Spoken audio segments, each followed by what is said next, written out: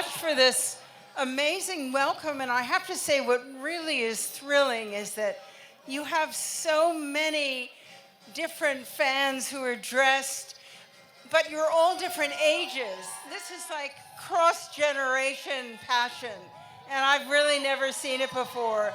So bravo to all of you. I think it's so cool. Well, let me start by saying there's no better place to celebrate May the 4th than here in Berlin with these fans. So thank you.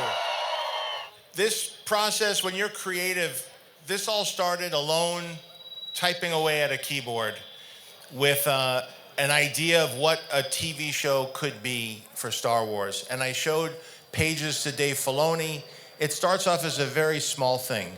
And then through bringing the cast in, the crew, the artists, it starts to build and grow until finally it gets out to the world. And then the world tells you if you've done something they like. And this little character that was created just by, sitting alone and imagining what could be turned into something that's so beloved and brought so much happiness to so many people.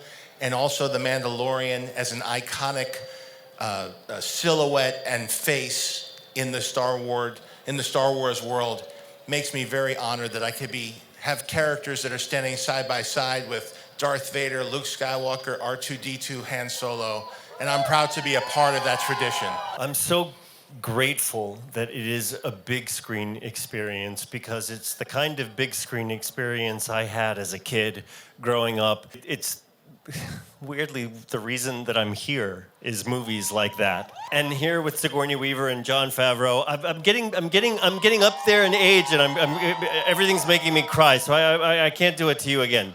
But I will say that having seen the movie in full, it is the kind of action adventure that I would see as a kid and then live in my imagination for the rest of the week, for the rest of the summer, try to go back as much as I could. I see so many of my favorite movies in Jon's movie. I see Jon's love of movies in the movie. It is just a love letter to all of our experiences of having a collective movie-going experience. And that's what it means. I was born in '66, so I was the perfect age to see the first Star Wars film in '77. I had no idea what to expect. And from the minute that first, the blockade runner goes past, I said, that's cool. And then the Star Destroyer passed over my head and kept going, and I felt the crowd erupt. And from that moment on, my life was changed. And I wanted to learn everything I could about visual effects. How did they do these things? It was before the internet, before home video. You had to look up in magazines, and I was just a fan. And then eventually got to be an usher in the movie theaters when the Return of the Jedi was playing. And now I get to make these with people like this, people that are so talented, people that I look up to. So it's been a dream come true. Well, I was in my 20s, and it was at the Ziegfeld Theater in New York. It was a big, glorious old theater. I don't know how many hundreds of people were there, and the movie started, and as Jon just described, as soon as it starts, you're like, whoa, where am I?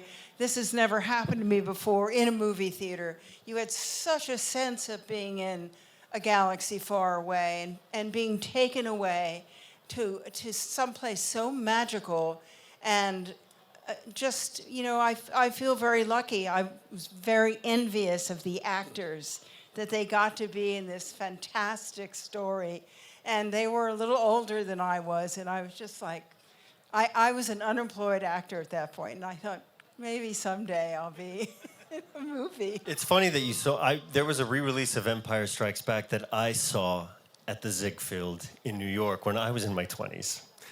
So I love sharing that with you. But also, as a kid, I saw them all. I've got to do my research and find out how I saw the first Star Wars movie in the movie theater, but I know that I did. Empire Strikes Back and Return of the Jedi, I remember the day we got tickets to see it finally, because it was like our fourth attempt. Weeks had passed. People had seen it. My sister had seen it. I hadn't seen it yet, and because it was always sold out. And then we finally got tickets, and it felt like, I don't know, getting the golden ticket.